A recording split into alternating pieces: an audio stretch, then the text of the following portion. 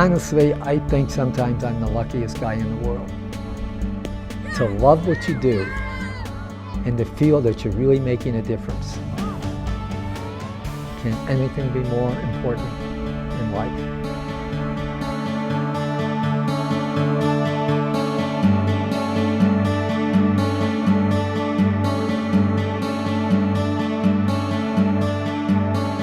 When I first came to Cleveland 40 years ago, my goal was to develop a real Montessori community, not just of teachers and students, but teachers, students, and parents that really focus on the needs of each child at his or her stage of development, and then to apply the wisdom of Montessori to meet those needs.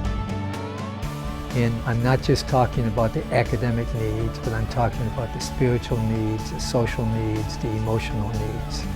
We are trying to develop that child's natural wanting to learn. When I first taught, it was high school in a non-Montessori setting, and I took great pride in the lessons. I would give great lessons to be a great teacher. I now realize that my role really is to bring the greatness out in the students, that I take pride when the students accomplish something. When students are doing a math problem, a science experiment, I constantly want to step in, give them some suggestions, some help, but I have to force myself to stand back to let them work through the problem for themselves, come to their own conclusions. And I would think that the students believe that I respect them for who they are. They don't have to be anybody else. And if you feel you're a positive part of the environment, you are going to be successful and develop.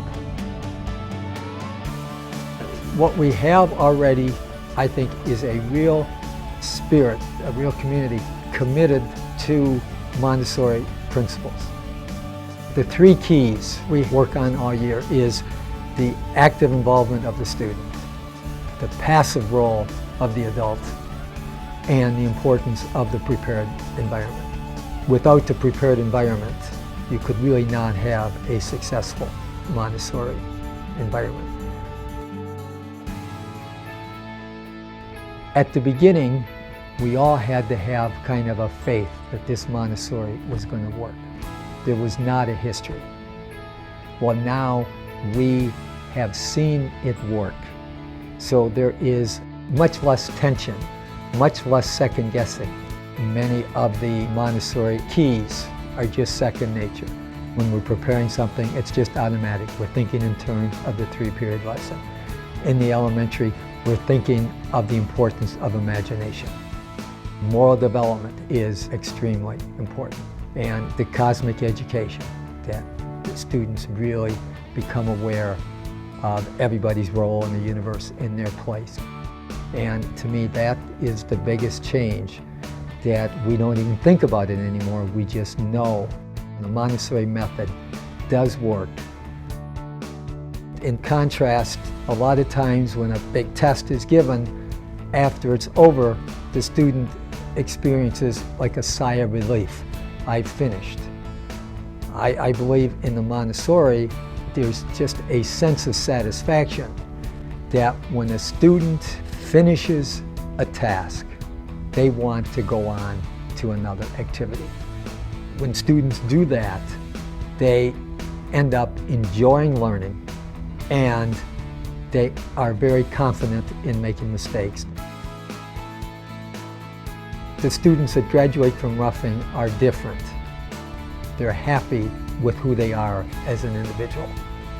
They really have a sense of compassion and empathy towards others. I've always thought that we've tried to develop an atmosphere that reinforces or encourages family, togetherness, fun, learning, morality, and personal responsibility. It's a second home, and it comes up constantly in students' graduation speeches that Ruffing is a second home. And everybody, whether it's a 3-year-old or a 14, 15-year-old, everybody feels that they're known and liked and respected. And I think that is very important, that everybody is comfortable in his or her own skin.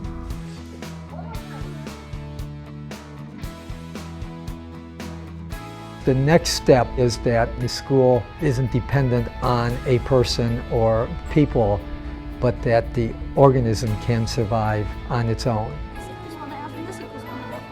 We now have over 20 students whose I taught their parents. And I'm impressed how I see that spirit's grown beyond the school, that it's within society, that they have become Montessori parents. Have faith in Montessori and have faith in the nature of the child.